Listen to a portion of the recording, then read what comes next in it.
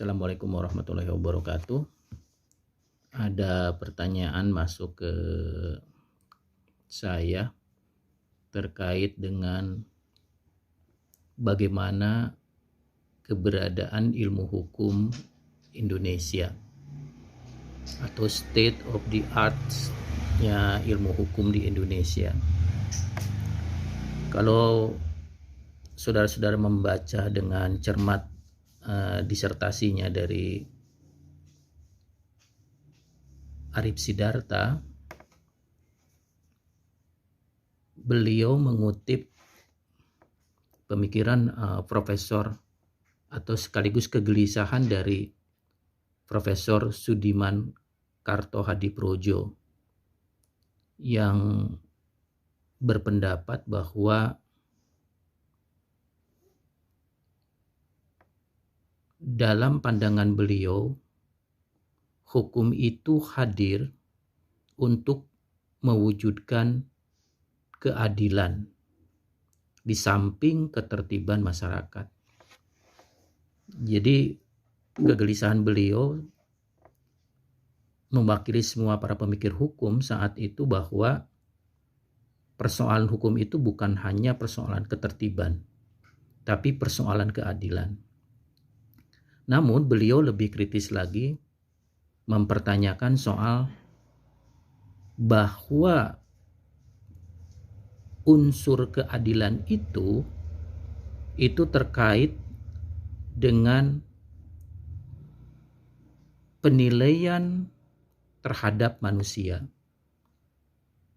penilaian terhadap perilaku manusia dalam hubungannya dengan manusia lain dalam suatu pergaulan hidup. Jadi pandangan soal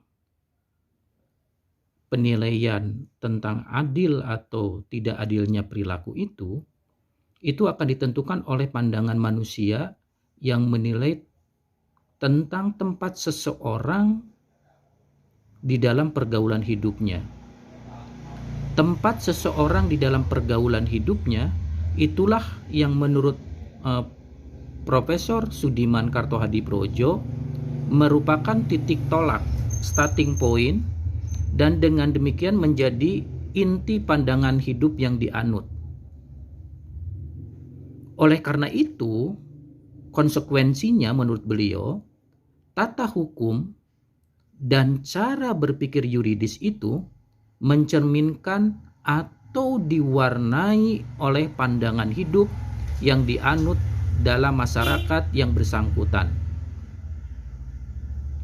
Dengan demikian, maka cara berpikir yuridis yang diajarkan kepada para yuris Indonesia adalah cara berpikir yang bertolak dari pandangan hidup saat itu orang Belanda atau orang Barat pada umumnya. Ini kritik yang keras dari Sudiman. Dengan demikian, cara berpikir ini yang didasarkan oleh pandangan hidup menurut Sudiman adalah cara berpikir yuridis Belanda.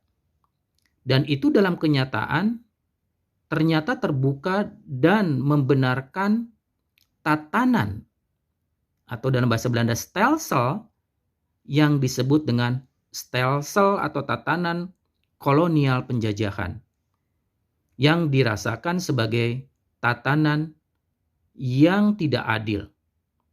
Selain itu, kultur Barat yang mencerminkan pandangan hidup Barat itu menurut para cendekiawan Barat sendiri, contoh saat itu adalah Ortega y Gasset, Spengler, Huizinga, sudah ada pada tahap seperti dikatakan Sorokin, at the end of the Brian stood young long since a day.